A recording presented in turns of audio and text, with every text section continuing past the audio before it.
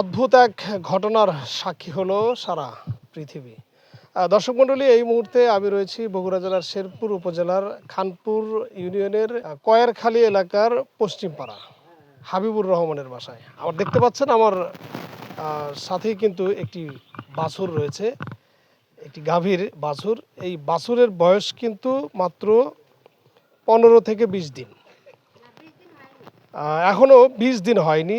এই বাছুরের ওলান থেকে দুধ হচ্ছে, এরকমটি কিন্তু ঘটনা ঘটেছে।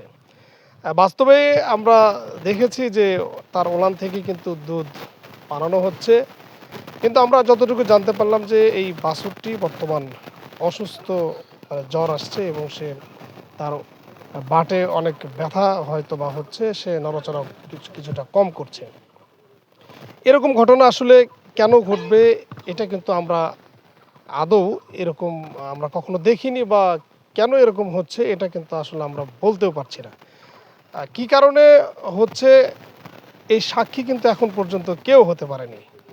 দর্শক, সারা পৃথিবীতে আমার মনে হয় এরকম ঘটনা এবং নজিরবিহীন একটা ঘটনা সাক্ষী হলাম আমরা।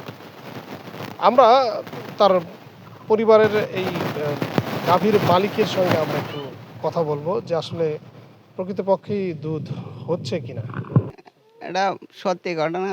প্রতিদিন এক পাও করে মানে 2 বেলা আদিশার খানেক হচ্ছে।